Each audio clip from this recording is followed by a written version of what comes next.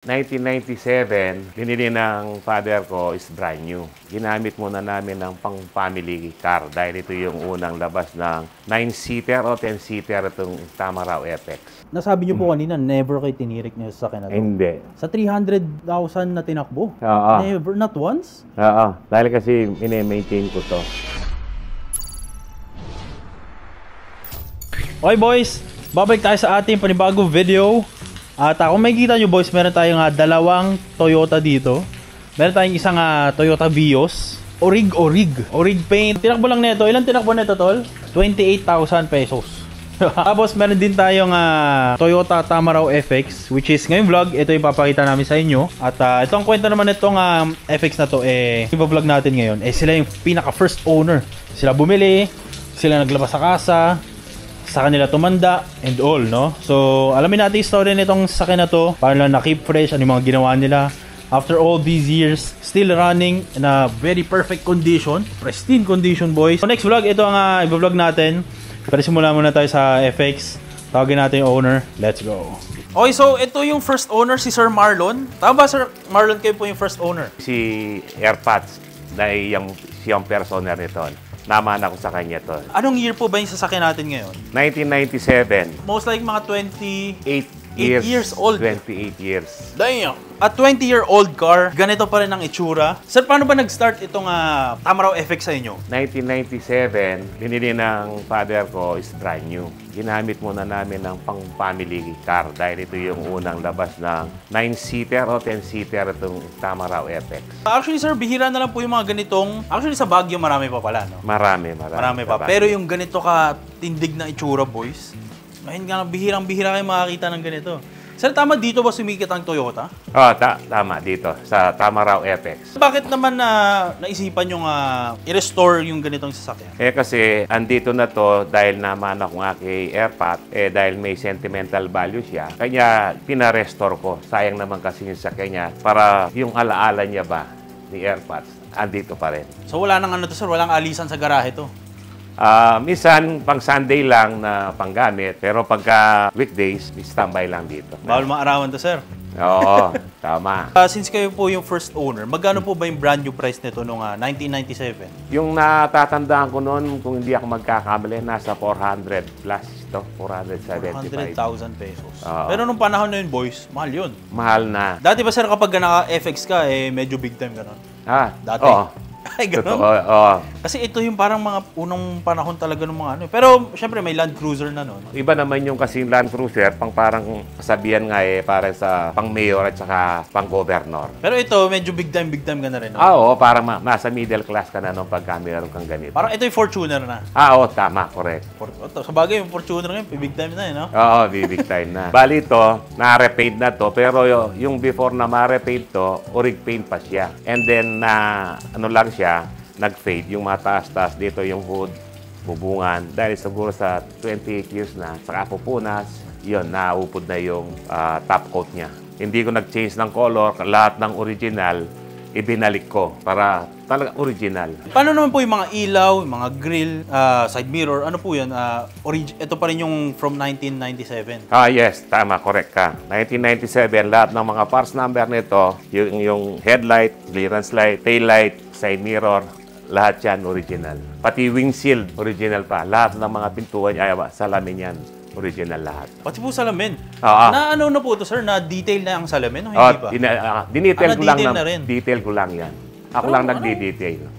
Tsaka makinis, boys, oh. Siyempre, 1997, marami pong variants yung mga FX, di ba? Pagkaalam ko, ito yung pinaka-top of the line nila. Kasi moron kasi yung unang FI, yung nilabas nila, yung parang pampasada, hindi ganito yung seater niya. Buo siya. Pero ito parang 3-seater siya dito. Pero kung tignan mo lang. Hati, no? Hati. Yung isa kasi, yan, buo yan. Buo. So yung pampasada, sir, diretso? Buo. Parang Revo. Parang Revo, buo. Pero titignan mo yung pag binangga ka, sir, parang tigas no? Oo. So sa mags, sir, ano nga kinabit natin na mags dito po? Pang Toyota Camry 2011 model yung Tama, sir, hindi tayo nag-lower dito, no? Ay, stock height lang yan, stock sir. Height. So yung labas sa kasa, sir, ano po ang sukat nung 13. 13s? 13. Liit, no? Maliit siya. Parang Kia Pride, sir, no? Oo, 13, size 13 lang siya. Pero nag-17s na siya, boys. Kaya medyo lumaki na. Akala nyo lowered, no? Pero standard height. Ganda, boys, oh. Tignan mo yung itsura. Tsaka mapapansin nyo, boys, yung step seal nitong Tamaraw FX. May umbok dito kasi dito nakalagay reserve tire, no? Oo, dyan. Anong nakuha nyo po itong sasakyan na to? Ilang taon po kayo, no? Hindi ako magkakamali, nasa 25 or 27 na. Pero ito po yung first ever na kotse nyo. Ito yung ano. First ever na kotse nyo, ito. Ito.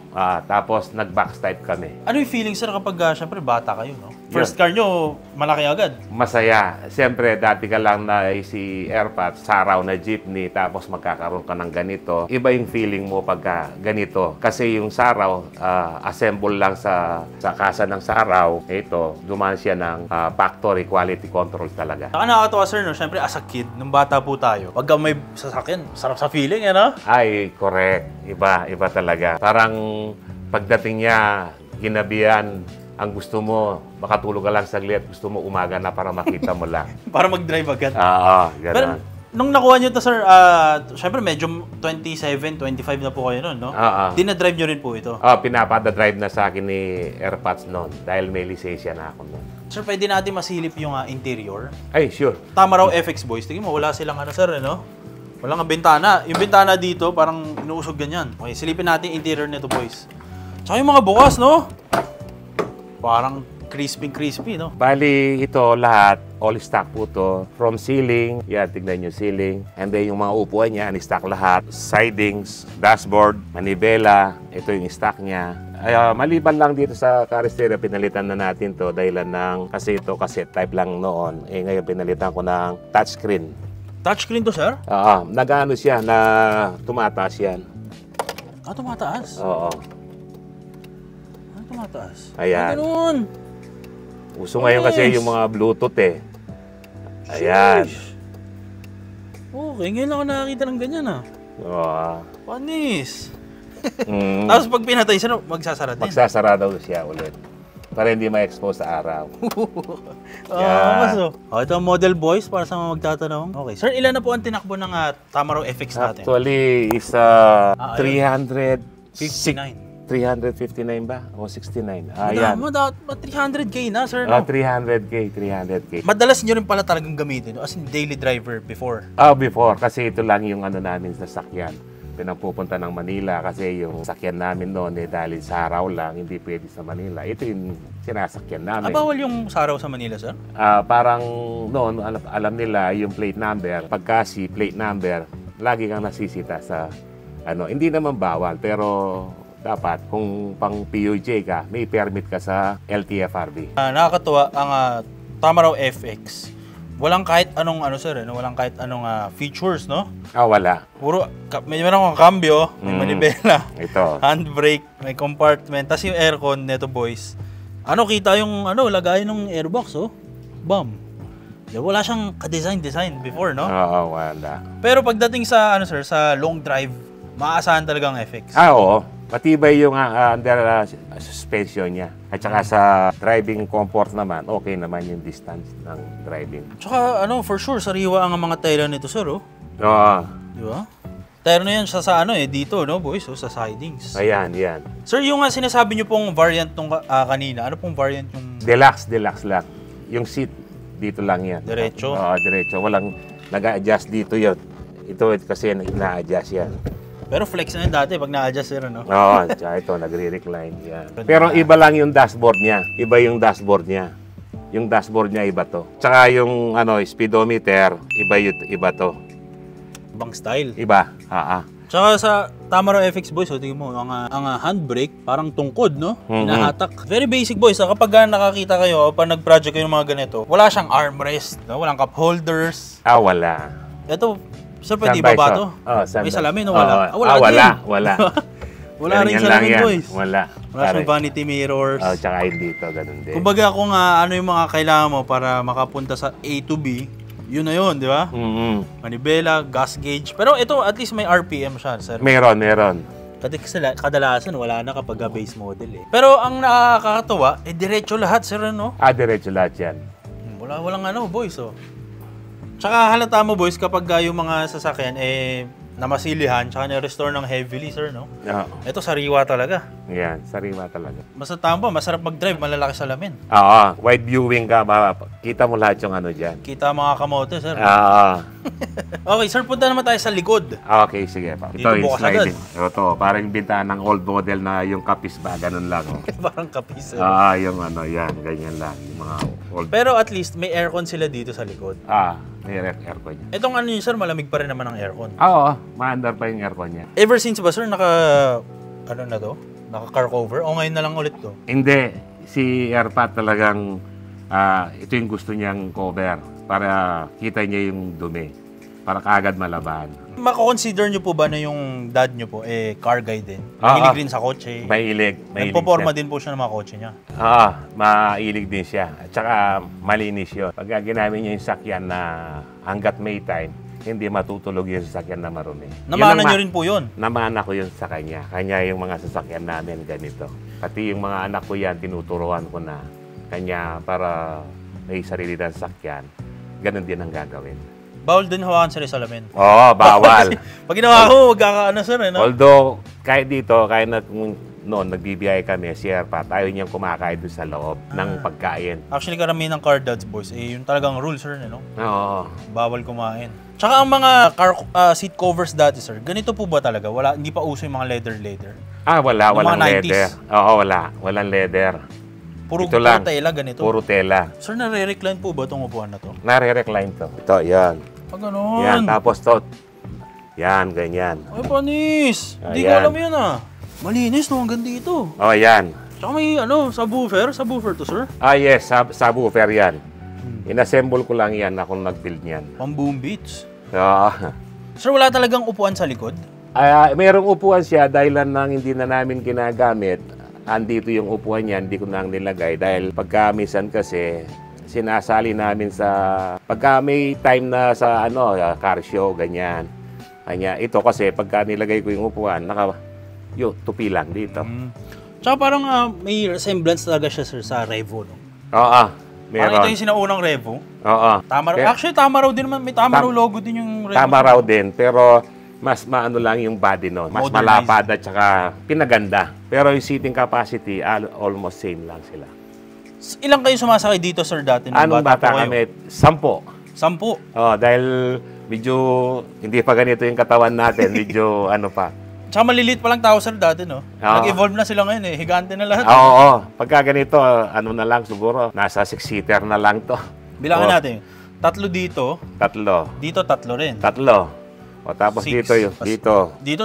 Pero, sir, di ba FX dati to? FX. Hindi, tawag kasi ngayon, sir, UV Express na. UV Express. Dati, FX ang tawag sa ganitong Oo, mag-FX ka na lang. Mag-FX ka na lang. Pagka magsasakay ka ng taxi o FX ka na lang. Oo. Pero ang tawag, ano ba tawag sa ganitong, FX kasi, no? FX talaga, ang pagkaalam ko rito. Kasi pag kunwari, mag-taxi ka na lang, yung taxi, maraming taxi, di ba? Oo. Pero pag sinabi mo mag-FX ka, yung FX kasama yung Highlander. Oo. May iba-ibang sasakyan yung FX Meron. Pero pag sinabi mong FX, boys, ganito yung FX. Sana naalala ko, boys, sumasakay ako dito dati, nung college ako. Ay, hindi, high school ata, college ba yun? Hindi, high school. Naalala ko, boys, dito ako sumasakay sa likod doon. Kasi, madalas silang pinapaupo dito, sir, sa gitna yung mga babae, no? Priority. Pag lalaki ka po, dyan sa likod. Agawan kayo ng aircon. Tama. Panahon na yun, dati, hindi pa masyado malamig aircon, sir, no? Hindi. Tsaka hindi naman ganito kainit nung panahon. Labas ng effect. Hindi ko na nga maalala sa nakakabit yung upuan na yun, no? Dito siya. Ito yung mga tornilyo niya. Nagpo-pull siya dito. Dalawahan to, 4 ang seating niya rito. Tapos ang hirap lumabas sa likod, sir, no? Ay, pagka una ka rito, kung mahaba yung tuhod ng sa gitna, mahihirapan ka. Kawawa ang walang labasan, no? Oo.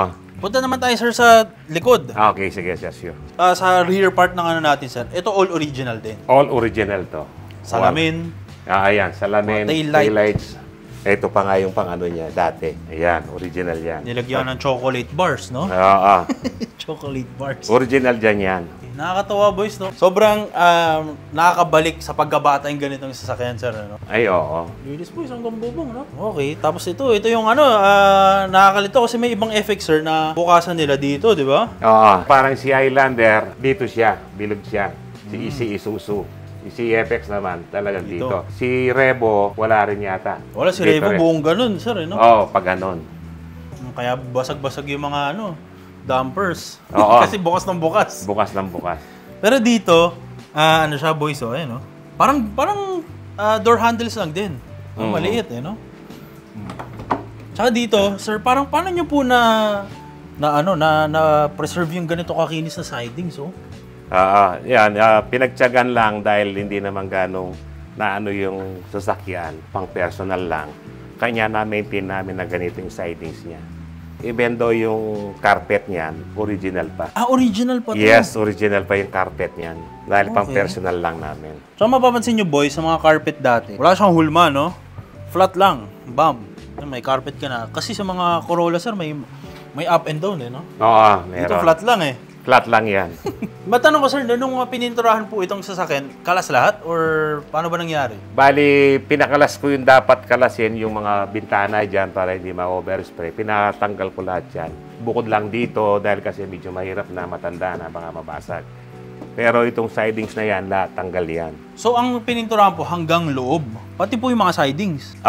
Dito. Sidings, flooring, pina-undercoat ko na rin yan dito sa loob para dahil may katandaan na para safety na siya sa pinarust proofing ko na siya. Ito, sir, ito yung mga trophies na napanalunan natin. Yes, yan. Dami, boys, oh. Yan ang mga nauwin niyang trophy. Tsaka may sound system. Ito yung niya, evaporator dito sa likod ng aircon. Hindi pinag-isipan ng Toyota, sir, no? Oo. Bam! Meron ka dyan. Walang science, no? Oo, wala. Wala namang paglagyan. Lagay mo dyan. Pagang. Meron ka dyan. Binigyan na ba kayong problema nitong sasakyan nito? Kunwari, mga tirik moments, ng bata kayo. Itong sasakyan na to, mabait sa amin. Wala pang binigay na kahit anong problema sa amin sa daan. Hanggang ngayon po? As of now, ganun siya. Wala pa? As in, hindi kayo tumirik? Hindi pa. Okay. Yung namin. Dahil lagi ko yung check up yan kung anong kailangan na maintenance. Yun ang sinusukli naman sa akin na itong sasakyan na to. Dahil good maintenance. Sir, pwede natin na masilip yung makina? Ay, sure, Pops. Okay. Curious ako, boys. Anong itsura ng makina ng ganito? Silipin natin, boys. So, napakatikas ng sasakyan, oh. Bam! Kahit sabihin mo repainted, boys, kuhang-kuha pa rin yung kulay. Ganito yun, naalala ko. Ganito yung kulay ng mga FX talaga dati. Yes po. Silipin natin yung makina, boys. Ay, makinis din. Ito, sir, baba po makina nung pininturahan? Pinakover ko na lang to, pero itong kailangan na tanggalin to, tinanggal lahat yan. Pinakover ko na lang to kasi malaking trabaho yon. Nasabi niyo po kanina, never kayo tinirik niyo sa akin na to. Hindi. Sa 300,000 na tinakbo? Oo. Never, not once? Oo. Dahil kasi maintain ko to. Kung kailangan ng palitan, timing belt, change oil, radiator, pinalitan ko ng bago kasi medyo may katagalan na kailangan ng need ng bagong radiator para yung makina mag-circulate ng maayos yung cooling system niya. Paano sir yung mga gasket? For sure, pinalitan nyo po yung mga gasket o never talaga? Bali, ito, nagpalit ako ng valve cover gasket dito at saka yung sa may flywheel doon nung magpalit na ako ng class disc. Pinapalit ko na may konting leakage. Pero dito po, wala, no? Yan. Zero tagas. Paano nangyari yun? Alternator, sir, nagpalit na rin kayo? Ay, hindi. Original pa yan. Original. Yung preno, sir, hindi pa napalitan? Napalitan ko na yung hydroback nito. Kasi sa katagalan yan, tumitigas na yung brake niya. Yung pinalitan ko ng brand new yan. Fuel filter?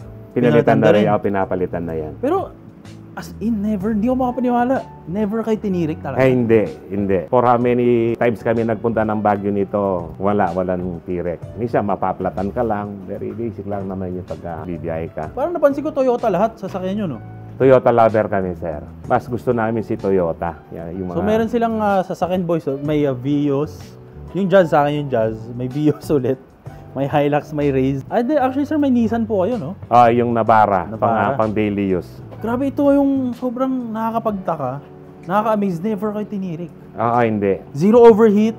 Hindi nag-overheat. Walang kahit ano. Oo. Iba talaga tibay ng Toyota, sir, no? Oo.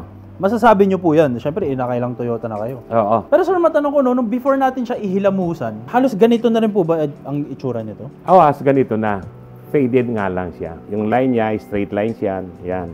Walang na ano dyan. As in parang repainted na walang masilya, walang pukpok, walang bulok dito sa body. Wala. Okay. Ngayong 2025, okay pa rin po ba kumuha ng Toyota FX? Pwede ka naman kumuha, pero kailangan iisipin mo muna kung ano yung gastusin. Malaki rin gastos pagka nagre-restore. Alam na natin yan. At saka yung mga ibang spare parts na hahanapin natin, kung minsan wala ng original, aftermarket na lahat yan. Ganito yung mga masarap i-restore. Oo. Kasi alam mo yung history mismo ng sasakyan, no? Correct. Kasi pagka bibili ka, kita mo, parang maganda lang panlabas, pero binuksan mo sa loob, yung makina, yung may bangga-bangga, may mga kailangan ng body dyan, o tapos pintura pa, parang nakakawalan ng gana yung pagka maraming gagawin. Pero pagka lata-lata, parang mas excited ka, mapinis mo yung project mo. May panahon po ba na natambak tong sasakyan na to? Nung umalis si Dad, natambak siya ng mga 9 months. Nung pumunta siya ng Amerika, 9 months. Tapos noon, yun, tinanggal ko yung battery, tina-charge ko, and then in-start ko. Start naman kagad. One click. Ganon?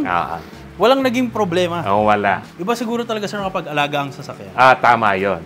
Ibigay mo yung dapat sa kanya, susuklihan na naman ni Apex yung service niya. If ever po na may magtatanong, binibenta niyo po ba yung sasakyan? Hindi ko ibebenta to dahil kasi ito yung ano ng dad ko, iniwanan sa akin at saka may memory, ay sentimental value sa akin to. Hindi for sale? And not for sale. For keep. May masasuggest ba kayo kapag kukuha po sila ng Toyota Tamaraw FX? Ano po yung mga dapat tignan? Unang-una, yung makina dyan, and then yung mga, yung katawan ng sasakyan, kasi ito yung naunang nakikita yan. Kung alignment yung mga pinto, yung guhit niyan, at saka yung interior niyan, at saka yung mga sidings. Yun ang importante dyan, kung walang bangga. Yun lang naman yung importante, panlabas na nito. Manaalala nyo po ba if nabangga itong sasakyan na to? Sagi lang naman ng konti rito dahil may siya, yung uso nun, may bulbarba ng tawag doon. Dito lang naman siya tumama, yung tricycle. Pero bukod doon, wala. Buong katawan niya paikot. Siyempre ngayon po, hindi nyo na po siya ginagamit, di ba? Hindi na. Kailan po siya huling tinigil bago gamitin? Siguro mga na ito, mahigit ng 1 year na standby. Dito na lang siya bumibiyahe, pampalengke ng kapatid ko, pampalengke, ganyan. Parang pinapainit na lang ba yung sasakyan. Sir, syempre po, pagdadala nyo po itong sasakyan na to, kamusta naman po yung mga compliments na natatanggap nyo pagdala nyo po itong sasakyan? Maraming sumasabi na, "Oy, ang ganda ng sasakyan mo Yung dating kilala ko, "Ito ba yung dating FX niya?" "Oo." "Ay, ba't ang ganda naman? Anong ginawa mo?" "Parang bago," sabi niya.